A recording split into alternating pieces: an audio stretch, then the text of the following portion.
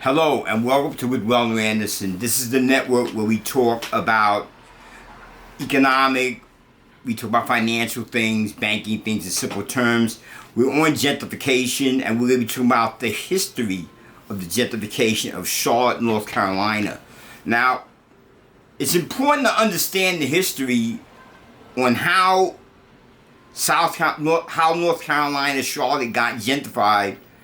Once you understand that, then you can really go off and get a flavor for what it was like and how it was and where it was gentrified.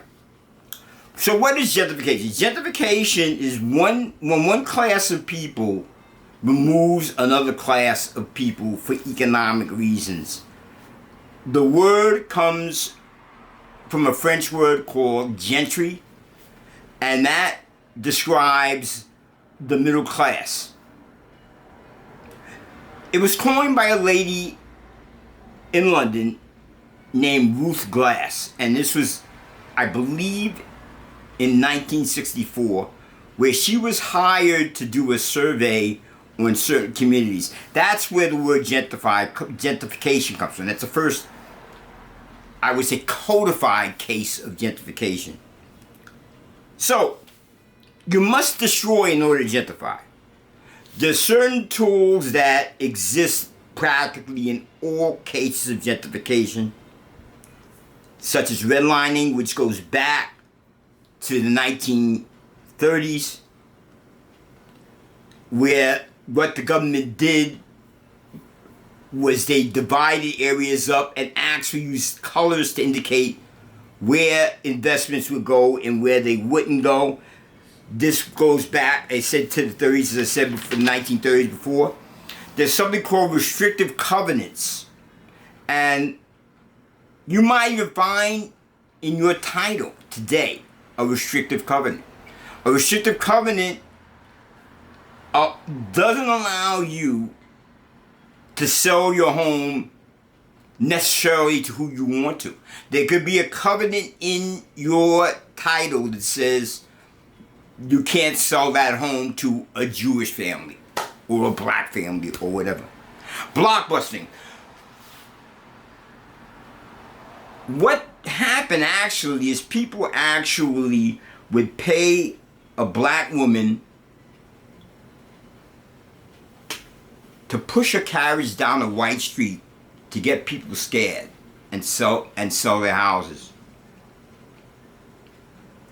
Also, phone calls would be made asking for names of black people, and white people would sell their homes. Rises in crime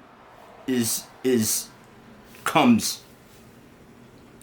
A lack of public works when the city or municipality has totally given up.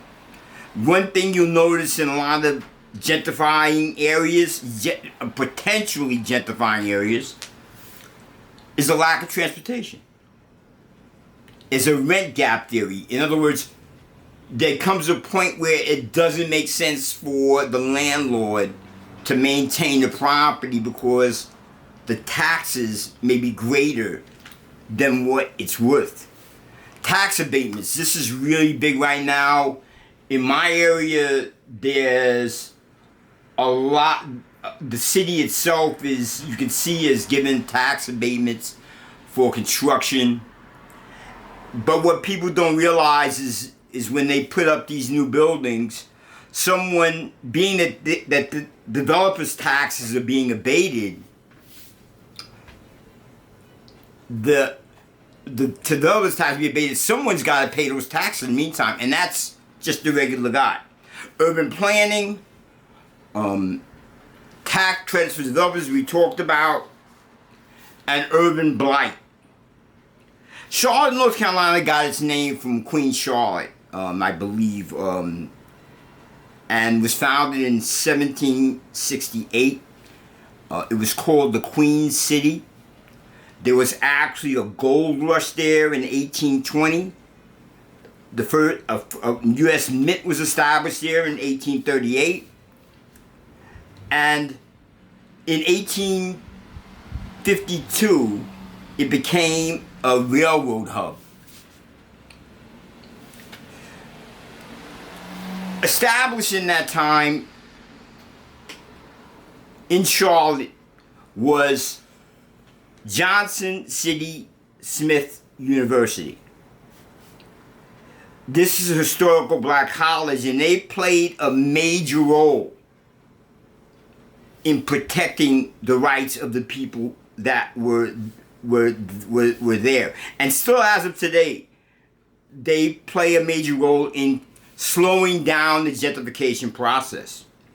In 1880, Charlotte became a hub for textiles. Around 1910 to 1940 was the first Great Migration.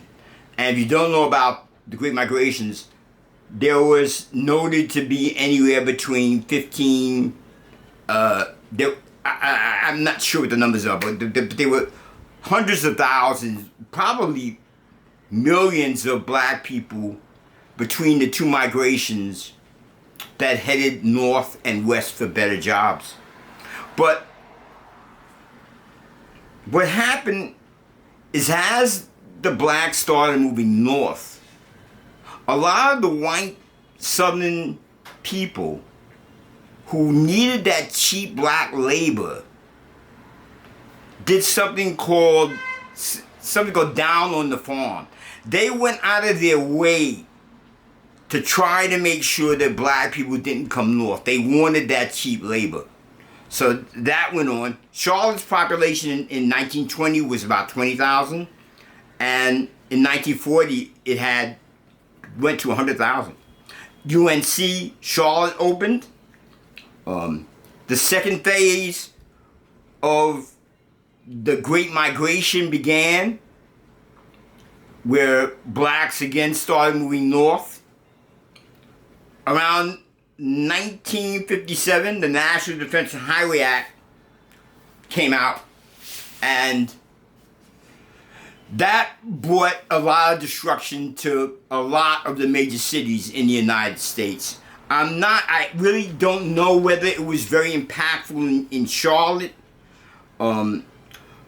but Charlotte, again, didn't experience as much as other communities did in the 60s with the urban blight. It wasn't that big of a city.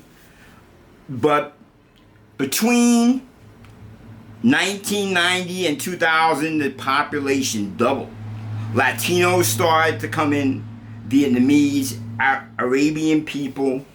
A lot of groups started coming, and at one point in time, Charlotte was one of the fastest growing cities in the United States. Now, I need your help.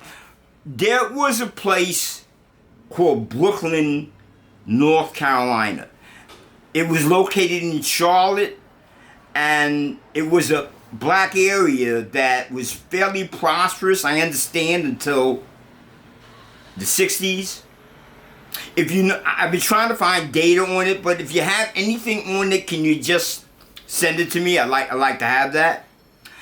Let's go to transitory gentrification, which we talked a little bit about in 1957.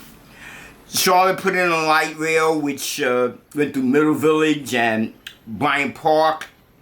They have a park called Optimistic Park, which is, from what I understand, becoming gentrified, like the Cherry Hill area is being rezoned. A lot of people from Charlotte are now moving to Gastonia. Plaza Millwood, another area, is kind of trendy. And in the 1990s, then you had a lot of Greeks, and you had a lot of Hispanics start to move in. In Charlotte, they are anticipating that soon it's going to be a city of 1 million people. They have built something called Independence Square, which I find interesting, which shows the future of where Charlotte's going. It talks about the commerce, transportation, the future, and industry in Charlotte, North Carolina. I'd like to thank you for your time. Give me a thumbs up, subscribe. Every month we're going to come out with things like this, so I need your support. Thanks. Have a great day.